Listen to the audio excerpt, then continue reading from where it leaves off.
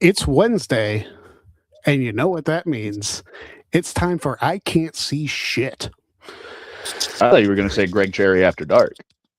I mean, I could, but then it'd be like kind of, yeah, let's go. Let's do that. That would be great after dark, and nobody's paying to see that. So, on a serious note to kick the show off, rest in peace, Coach Lou Holtz. Whoa, he passed away? He passed away. Yeah, it was a few hours ago. I saw the post. So, son of a bitch, I was at work and didn't even see the news. Yeah, rest in peace, Coach. Coach Holtz, notably the last Notre Dame coach to win the national championship. And, you know, beyond being a coach, fantastic personality on ESPN, motivational speaker, among other things. Great family man. Coach Holtz, we're going to miss you. Yeah, I was not expecting that when we went on the air. Also not expecting the entire police force of Longmont to be flying by, apparently. No, well, at least they're not stopping. They're not here for me, everybody. Okay, well, that's good. So, yeah, I wanted to talk about this WrestleMania build or lack thereof, because I have no idea where they're going with any of this. And I have a feeling they don't either. Other than the matches that are already set in stone, which are Rhea and Jade, Liv and Stephanie, Roman and Punk, because the WWE title match isn't set yet because Drew and Cody is happening on Friday. Yeah. With a bunch of rumors that Cody's going to win back the title. So who knows?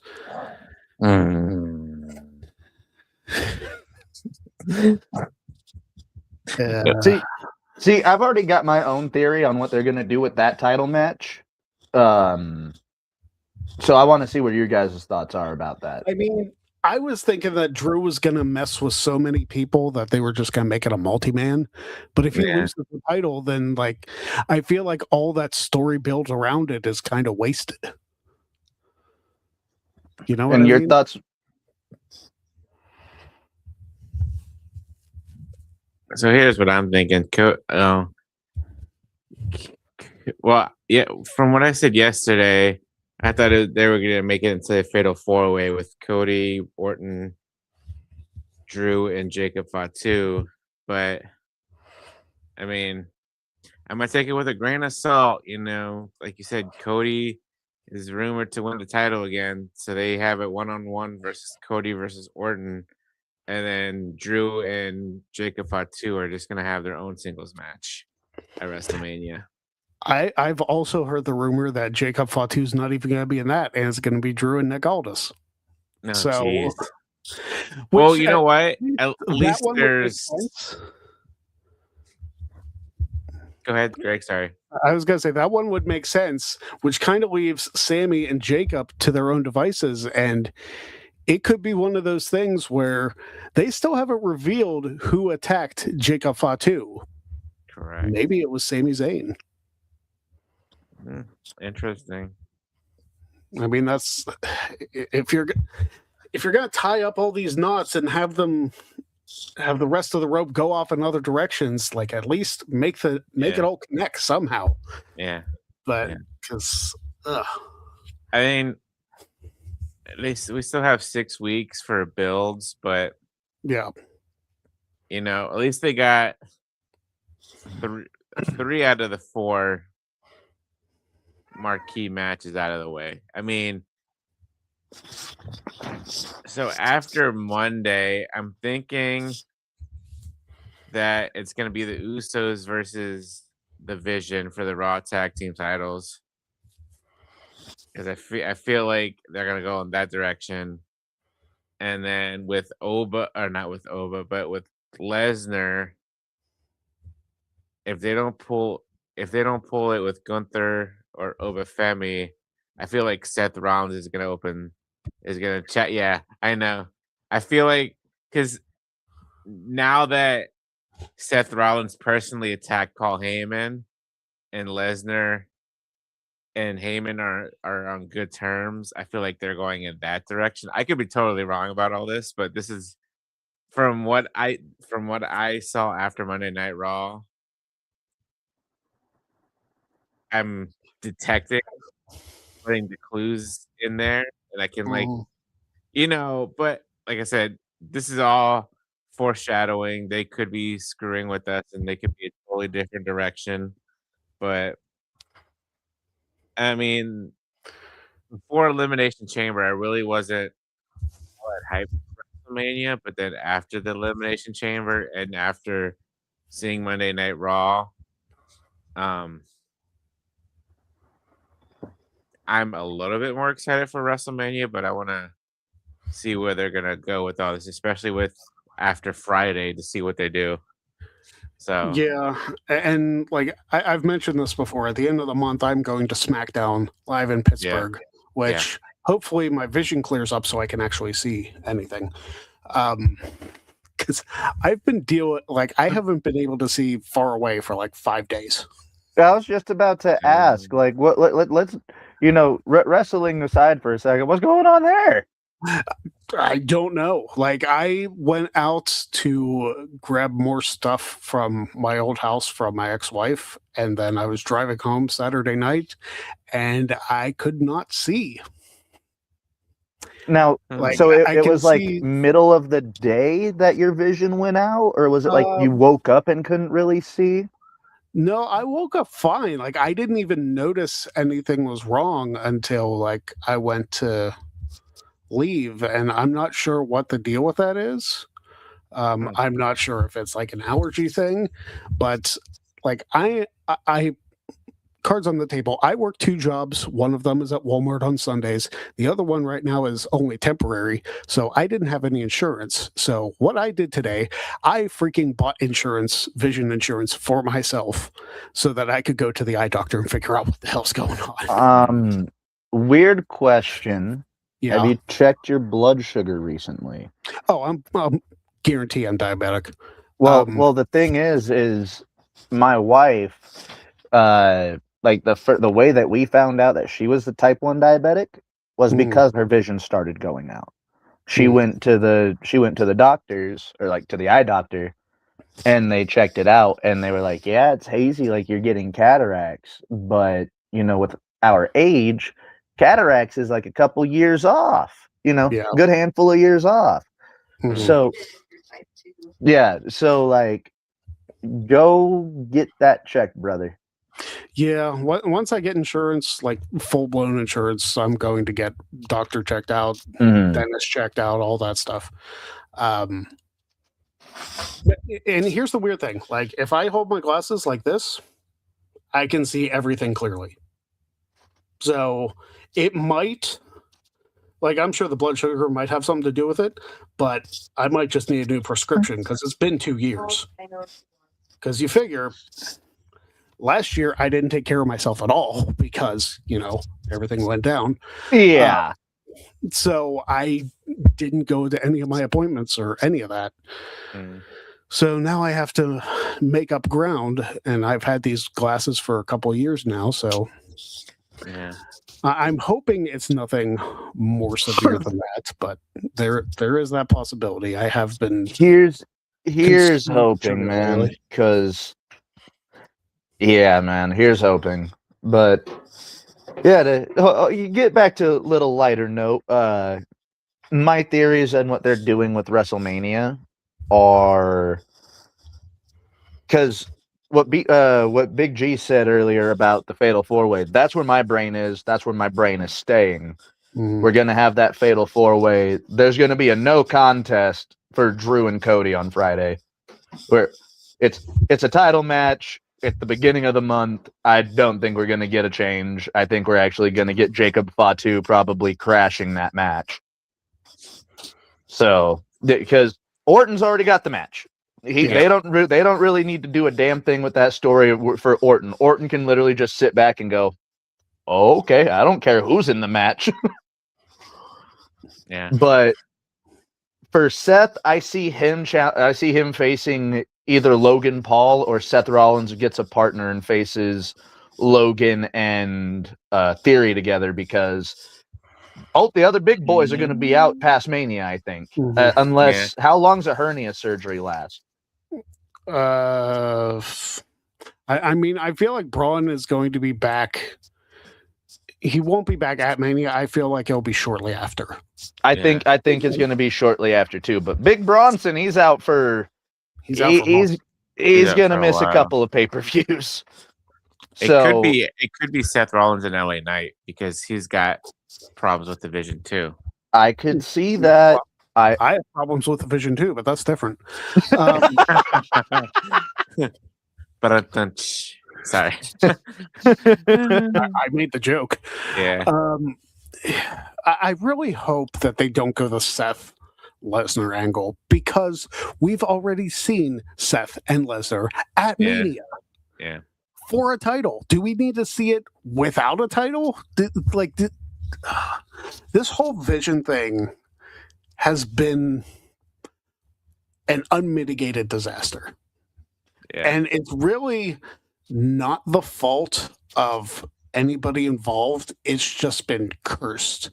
And Danhausen just got there. And so it's not his fault. We got Cleaver in the comments saying 6 to 12 weeks at minimum. So we could see Braun pop up at WrestleMania, probably giving the Vision the edge in that match. Maybe. But I don't know. It'd be interesting if like Seth gets a merry band together and then it's, Seth, LA, add third person versus Braun, Logan, and Theory. I feel like with all these injuries, like the card is just being thrown together. Like it feels like 10 years ago where so many people were hurt for WrestleMania 32 that they had to keep bringing people in just to fill the show. So that said, bring back Shane McMahon for a match. Do you want to see him blow his quads out again? He'll have a brace. I just want to see Shane McMahon on my TV. Is that too much to ask? No. What was fine. the other one that you guys were talking about? The Brock Lesnar Open Challenge.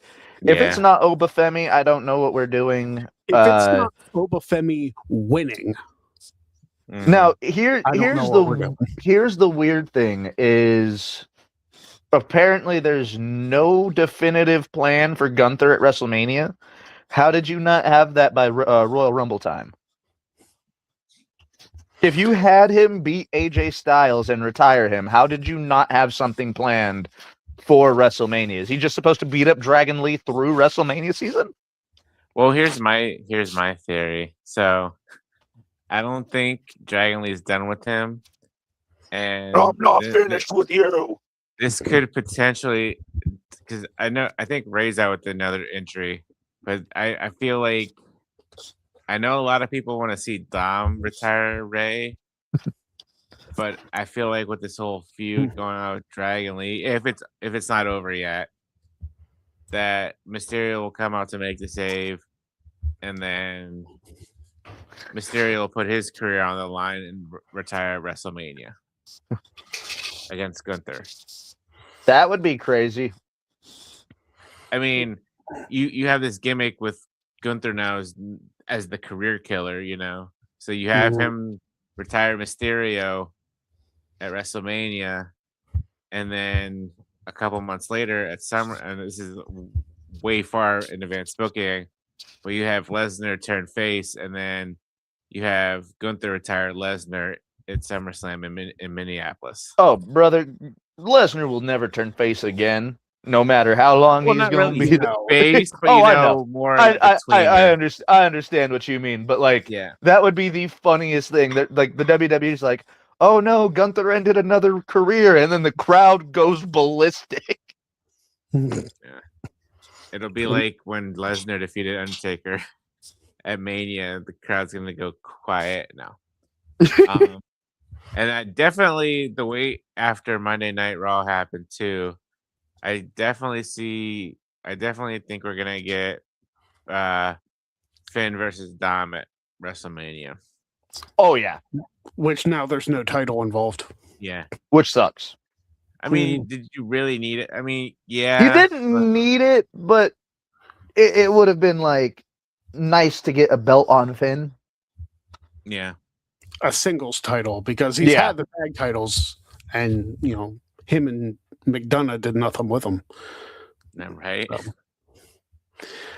I don't know. Like, I want more full-fledged stories. I know that I wish they would put, and this is just a complaint from my end, I wish they would put the Dre back on WrestleMania. Oh yeah. It was a great kickoff match, and guess what you could do? You could put it on the 2-hour fucking talk show before the show starts. And where's the women's one? They did 2 of them, and after the pandemic, they just scrapped the thing. And you're not telling me we don't got the talent pool for it? You've got more than the talent pool for it. You throw a bunch of those NXT women in there, and the women on Raw and SmackDown who aren't doing anything, you got at least, 25, 30 people? Mm-hmm. Like, that's plenty to do a women's battle royal with. You can put somebody over big with that. Yeah, you definitely have the talent for a women's battle royal. Easy. Yeah. I don't know And why hell, they got rid of it. You could have Sol Ruka win it this year, because she's going to be one of the big names coming up after Mania. Assuming she doesn't win the title, but yeah. Yeah, good point. But of course, that's never stopped WWE from bringing them up before, so who knows? Valid. I don't know. I've got a bevy of complaints at WWE, and I'm giving them a bunch of money in March. Hey, I'm gonna let you know.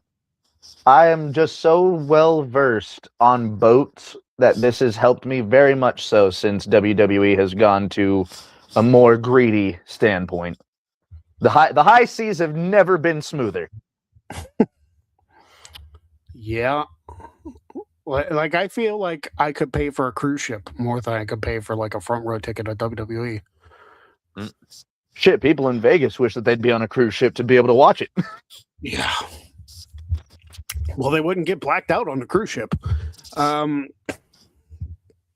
And that's a crazy fucking thing to talk about too. Like, not only are you pricing out your people, but you're telling the people that travel there for like the weekend's events to go fuck themselves too. Pretty much. Crazy. They just want to drive all the traffic into Allegiant Stadium, and it's not working right now. No, it's about as successful as the Raiders are there. So why would they? My co-host catching shots for no reason. Like, why would they even think about doing anything like that? It's mind-boggling. What? I don't know. Hey, you want to know what's mind-boggling? I'd watched the Kansas City Chiefs trade away Trent McDuffie today. And for that, they got a fucking a draft haul. And I am not okay with it.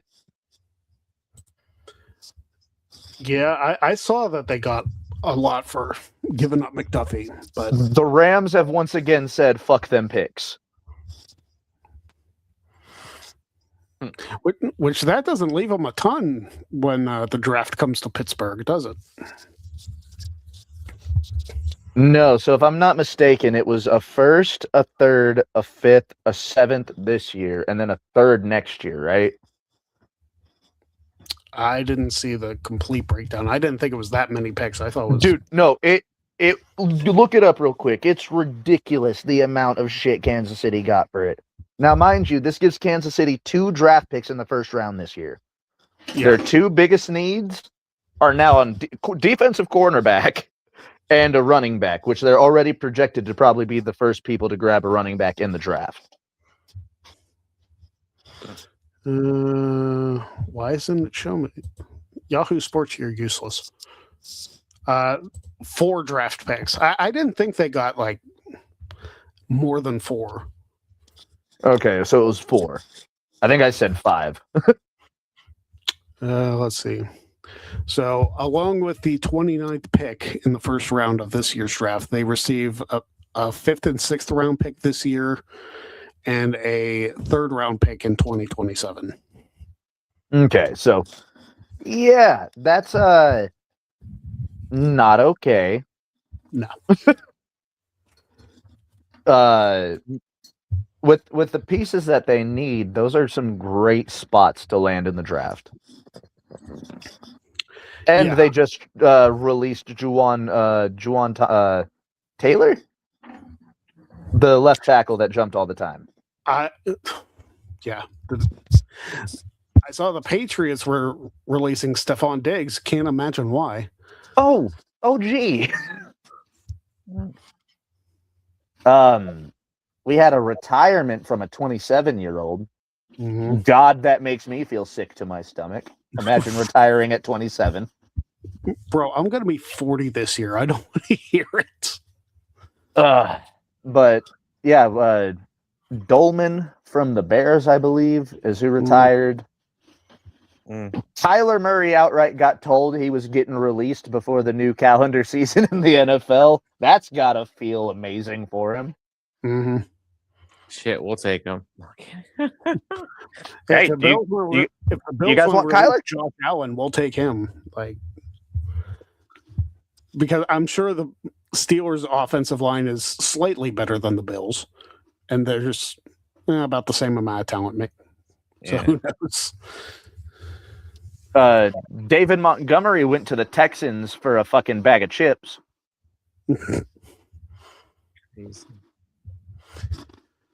Oh, the NFL. Yeah, and then baseball's in full swing. We've already got, people yelling at umpires. The automatic ball strike system has already been proven to work wonders given player challenges. The Steelers are releasing John. I mean, he didn't really do much for us. No. No, but you guys could have traded him for like a fourth or something. Nah. Listen, it's a whole new. I don't want to say it's a whole new front office. It's a whole new staff there, coaching wise in Pittsburgh. So who knows what the deal is? The thing is, Jonnu Smith didn't really add much of anything to the Steelers' offense. I don't know why you didn't have Freiermuth in there. I don't know if that was a Tomlin call, if that was an Arthur Smith call. I don't know whose idea that was to put Jonnu Smith in over Pat Freiermuth. But I'm not an executive in the NFL. It's above my pay grade. Although, being armchair football fans, we would easily be better in the front office. I mean, who isn't? What armchair football fan isn't better than than their team's front office? Yeah, that has. I know better than John Elway. Damn it! I know better than Omar Khan. I'd rather have Omar Khan than Tony Khan. I mean, Jacksonville didn't do too bad last season. No, they actually made the playoffs and gave us a run for our money. But I'd rather have Nick Khan than Tony Khan. I don't know about that, because then you wouldn't see fans in your stadium. I don't think I trust TKO. I don't think I know. Was making all those damn decisions. I don't think I trust somebody in the front office with the name Khan. I think I might be turned off at this point. I'm trying to decide. I wonder if they're related anyway. They have to be I don't think so. I think they've said several times that they're not related, but it'd be funny if they. It'd be funny as hell if they were. Yeah, they said they're probably not because they don't want that tension. Could you imagine that fucking Thanksgiving? They don't have the full draft order yet. I know we're late in the draft. The Steelers are, as of today, 21st. Yeah, I was about to say the best thing to look up since the combine just ended. Look up most recent mock drafts. Here's the thing with mock drafts: like after like the first 5 picks, they all go to hell. Well, at least the thing with mock drafts is you at least get to see where they're drafting at, because they tend to update them. I don't think the most recent one will be updated just because these happened after the combine. It does say that there are a number of players that have like special eligibility to be drafted. Several players from Notre Dame, I've noticed. What is it? What special eligibility? It just says the players granted special eligibility for the 2026 NFL draft, which means maybe they didn't graduate. Okay, that's just the first time I've heard it. I've heard that phrase used for it. Yeah, because like I've heard of players getting in the draft like after their sophomore season. Right. Well, I mean, look at freaking Johnny Football. He was a freshman, wasn't he? No, he was a sophomore. But a number of Notre Dame players. There were a couple underclassmen also that fulfilled degree requirements that are now eligible to be drafted. Jadarian Price from Notre Dame is one of them. He was the one who shared the field with probably the number 1 running back pick in the NFL draft this year, Jeremiah Love.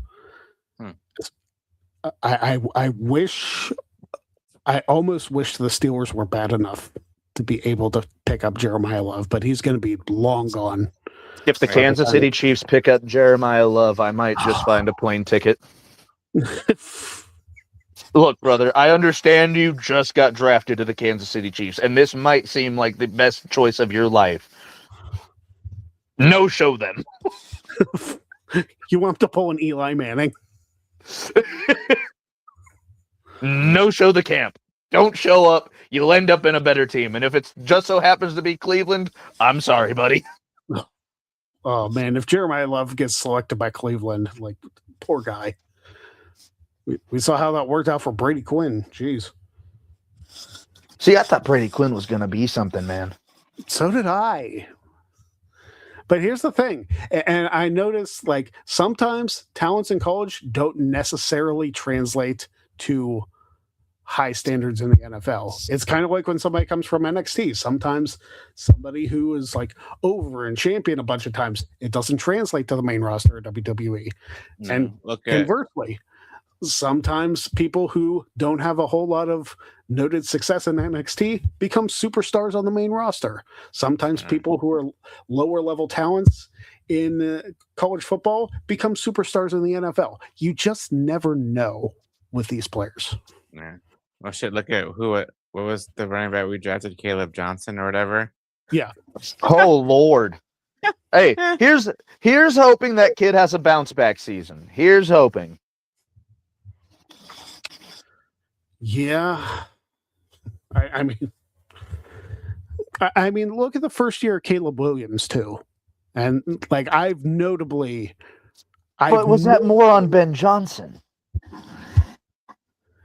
It might be more on Ben Johnson because, I mean, that is a difference in year 2 for Caleb. But his first year, Caleb Williams, I was notably hard on him because he came from USC. He was projected to be the greatest quarterback, actually the greatest college football player of all time, Caleb Williams, who never even sniffed a college football playoff, but he's still the greatest college football player of all time. Number got retired in college in his first season in the NFL. Yeah. Because it's a USC tradition to retire the players who've won the Heisman. Piss off out of here. And his first season went kind of as I predicted. He definitely bounced back in his second season. Ben Johnson, a big contributor to that because we saw the success he had with the Lions. However, the Bears did not win the Super Bowl. They got damn close, though. They did. I think I had a bet on there, like somewhere on Twitter, that somebody was going to find.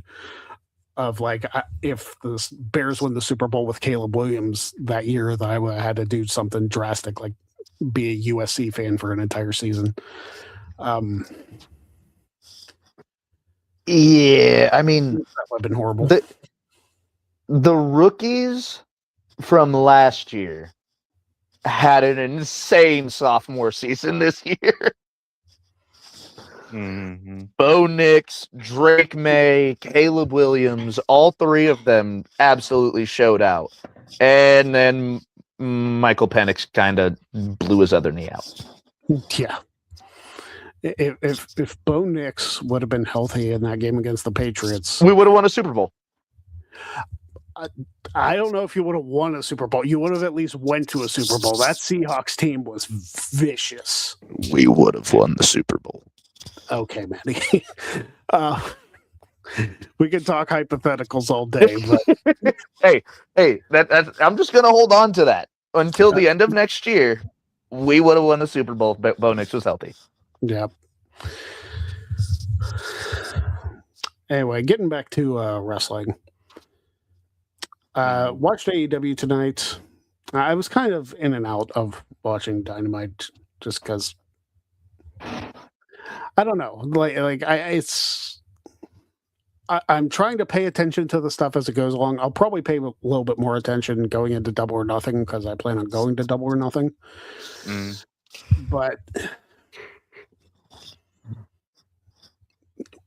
I feel like something needs to be injected into wrestling to like spark it up a little bit. I have to agree, man. I've been so tuned out of wrestling for a minute. I feel like something needs to spark it. I don't know if it's like a major storyline or something, or like a dream match or something of the like, but yeah. I feel like I thought wrestling companies were just getting by through NFL season and I would pick up after that. We're in March now. Mm-hmm. The NFL season has been long over. So, okay, what are you doing, guys? Like that's I want to enjoy wrestling. I really do. And maybe it's because I'm producing a lot of wrestling content and I want wrestling to be good. Mm-hmm. What do you guys think WWE and AEW and TNA even can do to spark some interest somewhere? I mean, WWE hasn't had a great storyline since the Bloodline. Like, yeah, the best thing that they had probably going on maybe was the Vision. Like, I mean, that's not a high bar. Yeah, no. Like, I'm trying to think of something because, I mean, Roman's in and out because he's pretty much got the Lesnar schedule. That's a problem. Like I know you want to attract your biggest stars for WrestleMania, for the Rumble, for Survivor Series, for SummerSlam. I understand you want to do that. Yeah. The problem is you're showing like if you are a big enough superstar, you don't have to work all the other shows. You just show up at the right time. We'll pay you a bunch of money, and that's the way it is. We complained about that when Lesnar did it in 2015. Yeah. It is 2026, 11 years later, and now you have multiple people doing this. Yeah. But they're not complaining as much. Like, I mean, I haven't really seen it, but like when Roman comes up, I mean, he's still gonna get cheered, and but yeah, I think WWE needs a good storyline. I mean, I'm still watching Raw and SmackDown. Well, SmackDown not as much, but I don't know. Yeah, they just need something to give them the spark, like you said. AEW, I've been tuned out for like the past 3 years now, and like occasionally I'd watch an AEW or Dynamite here and there, but and it's not just because Britt Baker isn't there right now, but I don't know.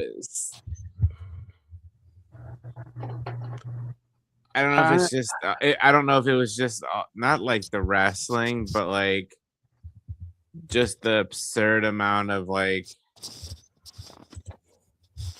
I don't even know how to explain it. Like, there's something that's not clicking with me with AEW right now for some reason. Like, I don't know what it was. Like, I think for me, when AEW debuted, it was something new for all of us. Mhm. You know, it was supposed to be an alternative, but now they're just catering to certain. You could say the same thing for WWE. They're catering to just the diehard fans. Same with AEW. They're just catering to the diehard fans. But I don't. I don't like I said, I don't know. Something isn't just clicking with me in AEW right now. And then as far as TNA, I mean, they got the whole NXT deal going on. I haven't seen that in a couple weeks, but I mean, they're on AMC, so they got that going for them. They're on an actual major channel, broadcast channel here in the US. Here's the problem with all of it.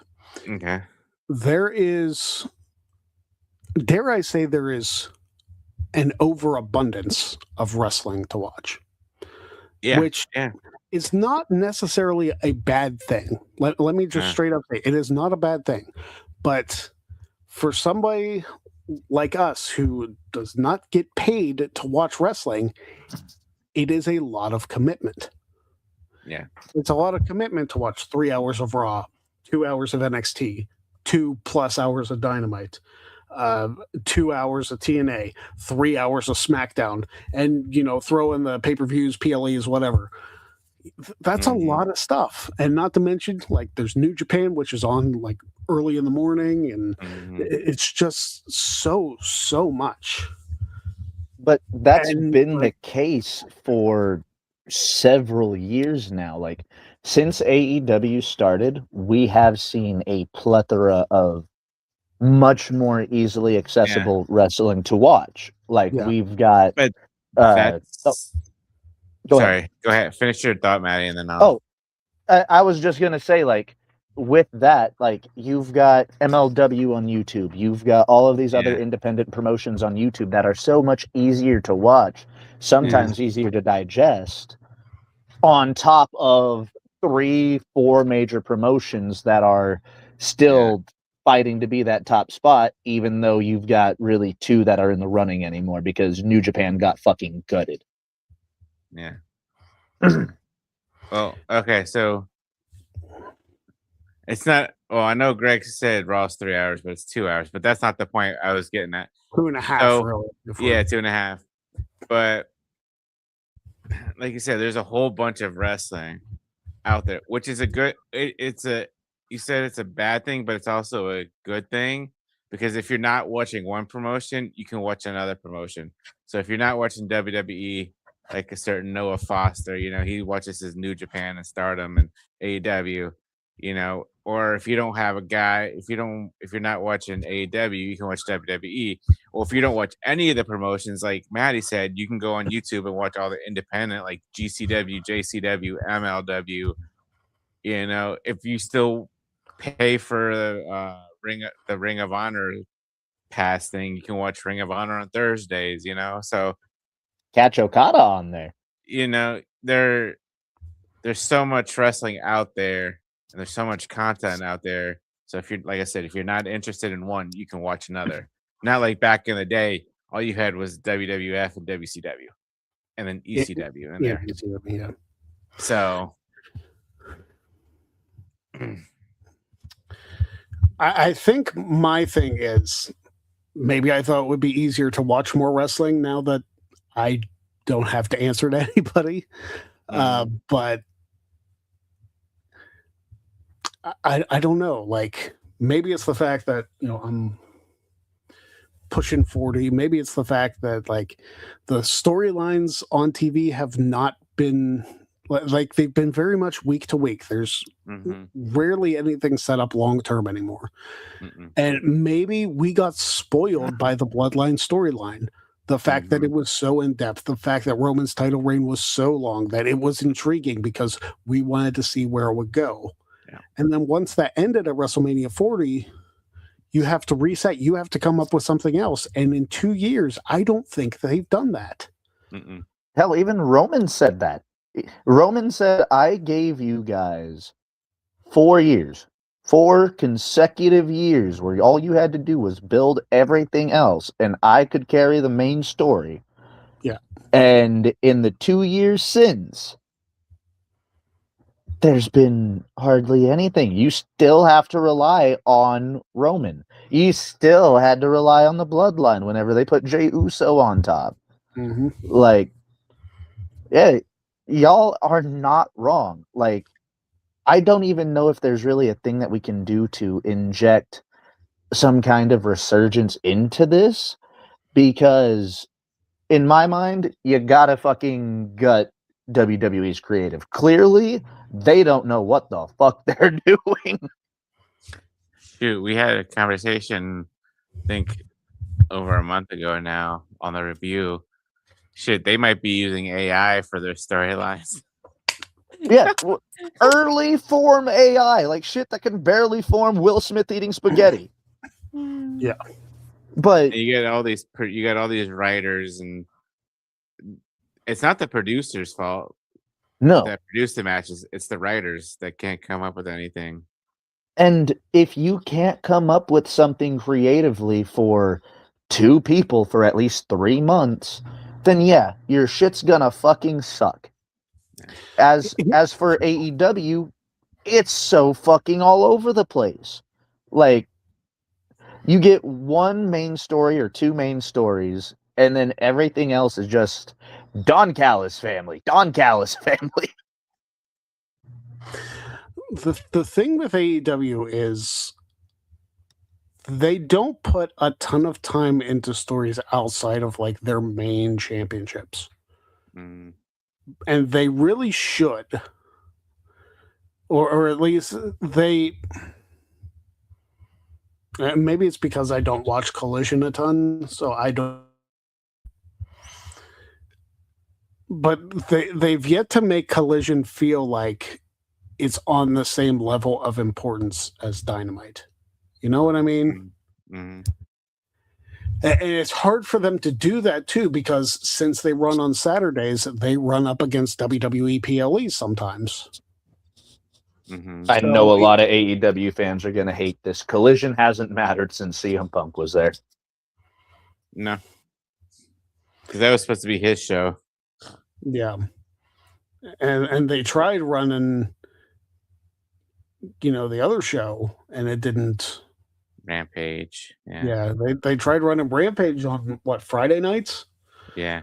And they tried to go up, or was it run? I think it was run after SmackDown.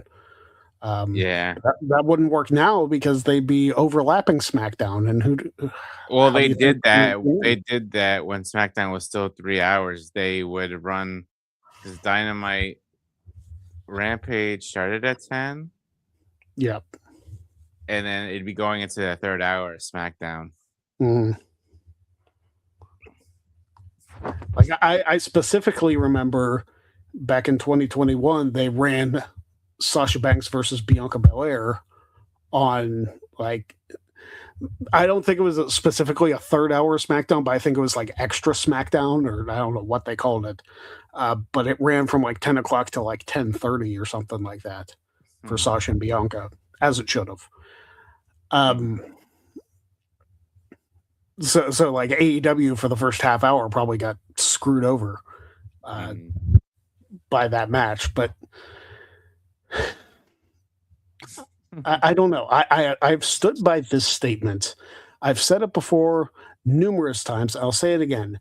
If creative has nothing for the wrestlers on your roster, fire creative, because that is their job. Why is Chelsea Green not a fucking world champion yet? Chelsea should win Money in the Bank. because those segments alone would be gold. Dude, imagine what she's gonna do with the briefcase. It's gonna be magic. Oh yeah. And also, speaking of the Money in the Bank, quit teasing cash-ins every single show. It's like, Oh, we know dude. the person holds Money in the Bank. They don't need to tease a cash-in 17 times before they do it. Did you watch what TNA did with their fucking basically that Money in the Bank stipulation? Nick Nemeth was walking out like he was going to challenge every week, but would always get his ass kicked. Yeah. They did the same thing when he won Money in the Bank. He teased a cash-in, and out comes like John Cena or something to kick his ass. Like, it's the same thing. Like, we know you have the thing. You can do other stuff, or just actually cash it in and don't do a bunch of run-ins to like, like cutting. Like, I know, like, cutting people off in the middle of the matches is to like build heat or something. You're not building heat by continually doing Money in the Bank cash-ins or Feast or Fight cash-ins or anything like that. It's what would really build heat? Fucking cashing in the middle of a match when both men are down and winning the title and running off to end the show. That's how you build heat. You know what? I had this idea, and like, it's obviously not going to happen this year because there's no Money in the Bank in play. I had this idea that I think would drive people nuts and get them talking a lot about the Money in the Bank briefcase. What if next year on the Go Home SmackDown to WrestleMania, the Money in the Bank holder cashes in on whoever the champion is in the main event and wins? And absolutely just fucks over what that original match was at Mania. Yep. And then, like, it becomes a triple threat or whatever, but the Money in the Bank holder gets to go into the main event of WrestleMania as champion. I would love it. People wouldn't see it coming. People might be pissed, be like, look at all these advertisements we did. Now we have to change it all. It's like, guess what? You could see it coming because it feels you like could have around to do anything special that week. Oh, dude, you could have Triple H waiting backstage in Gorilla, just like huffing and puffing, pissed off. Yeah. And then, like, the smarmy heel with the Money in the Bank goes, I just ruined your main event. Be like, now I'm the main event of WrestleMania. You figure it out from here. Because like, that would be an awesome way to close the Go Home show. Not even close. I would open the Go Home show with that. Because you have the entire show. The storyline is trying to figure out how to fix WrestleMania. Just have Michael Cole in hysterics. You're like, I can't believe this happened on the Go Home show to WrestleMania. Like on the final SmackDown before WrestleMania, he cashed a Money in the Bank and won. And now the main event is in flux. Like, this is like emergency situation. Oh, dude, you could have the entire, like, you know, Michael Cole being there. You could just have him constantly like getting yelled at through the headset and constantly trying to like update the fans with what Hunter is yelling. Because it could be like a completely chaotic situation because nobody would see it coming. Yeah. It would probably make for one of the most interesting SmackDowns of all time. Yeah, because people would talk about it. People would be like, oh, I'm not going to tune in to SmackDown. Not that big a deal. What do you mean he cashed Money in the Bank? I wasn't watching because I didn't expect anything to happen on the SmackDown. Well, that's kind of on you at that point. Well, like, also, like, if you think about it, Go Home shows have been so fucking wet noodle for so long. Like, it would set a new precedent for Go Home shows. Yeah. Like, I'm sure I would get a ton of like pushback on that, but I would stay firm and be like, listen, you want people to tune into all your shows. You want people to, you know, expect the unexpected. You got to stop being so formulaic. You've got to take a chance. This is a chance I think you take. You can keep it as a triple threat. Like, you can, at the end of the night, be like, yes, whoever the Royal Rumble winner is still gets the championship shot. But because the champion was signed to be in the main event, it's going to be a triple threat match. And like that, it's an easy way to get out of it. But like just the unmitigated chaos of, hey, the main event is fucked up. Well, Yeah. because you could also have the heel like pushing back all night, being like, I wasn't signed to a match at WrestleMania. They can still have their match, but I'm not going to be a part of it. Yes, you are. You're defending your title. Well, no, because the entire reason the Money in the Bank holder would do that is to main event WrestleMania. So Valid. they know what they're getting into, Mhm. or they know that they're facing at least the Royal Rumble winner, but they don't know they're facing the champion that they just beat. Mm-hmm. So it's one of those things where it's like the Money in the Bank holder gets their chance to main event WrestleMania, and maybe their title reigns 2 days, and then people will be like, well, what was the point? To get you to talk about it. Mm-hmm. And people would talk about that for years. Mm. I think it could work. Like that is an idea that I think could be successful. Absolutely. And it brings an element of surprise that we have not really had, like, albeit Saturday with Randy Orton winning the chamber, that was still an element of surprise. That shows that they still got it. Mm. Do Yeah. something like this, and it could really turn your shit around. We've also got to talk about the fact that there can't be interference in elimination chambers this many years in a row. Like, it's ridiculous at this point. Hey, you have to remember they damn near killed the Hell in a Cell concept in back-to-back years as well. Oh, a disqualification or a no contest, or and a disqualification and a no contest the next year. Yeah. Which sucks because in between those two Hell in a Cells, you had Sasha and Becky in Hell in a Cell who absolutely killed it. So it's like, Yeah. Sometimes I'm very concerned for the men's booking. Thank God for Drew McIntyre and CM Punk for saving that stipulation. Oh, yeah. Like, not that the women have been booked spectacularly in WWE, but I feel like a little more care is focused on the women, and maybe I'm wrong. Maybe I'm completely wrong. At least in NXT, it seems like the women are taken care of. Hey, But- they're not only are they taken care of, but they're just performing better. Yeah. They're just performing better. I'm curious. I'm curious. Since Elimination Chamber 2010 with Shawn Michaels interfering, has there always been interference since 2010 in the men's chamber match? No. Not every year, but you had Edge taking out Kofi. 2009. Yeah. So that was the year before. Mm-hmm. But I'm But talking about the like last- actually interfering in the match, like during them, or The last 4 years have had interference, one way or the other. jeez. 4? Yeah. So 2023, Logan Paul cost Seth Rollins the U.S. title. 2024. Seth Rollins cost CM Punk. No, that was last year.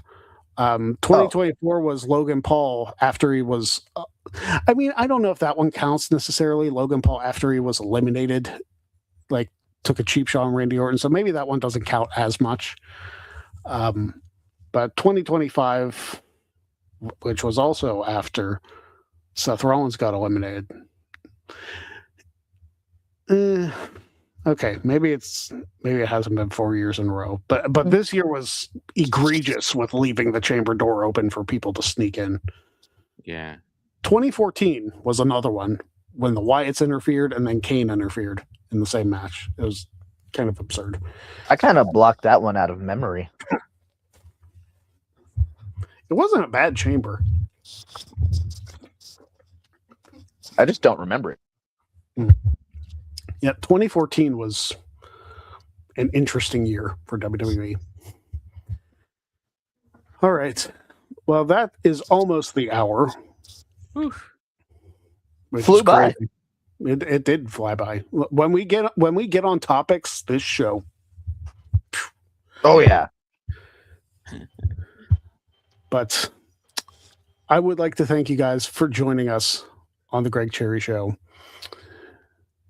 Tomorrow, Trivia Thursday, I am playing against the most recent episode of Wrestling Jeopardy with Kevin J. Callis.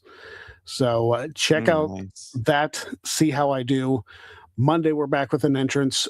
This coming Tuesday, former Luck of the Draw champion Xenia is going to be on Greg Talks to People. And Hey! then next Wednesday, another live Greg Cherry Show. Next Thursday, another Trivia Thursday. Another entrance. And then 2 weeks from yesterday, Set Inyangi is going to be on Greg Talks to People. So we've got some good things lined up for you. I'm just creating content, hoping you guys enjoy it. I'm glad you guys enjoyed the Maven video, the episode of Greg Talks to People for that. I thought that was fantastic. It was fun. Shout out to Maven and Zach both for posting that on the YouTube channel. I got like 40 subs from that, so that was pretty awesome. But until next time, thank you for watching. Don't be a jag, and we'll see you next time on the Greg Cherry Show.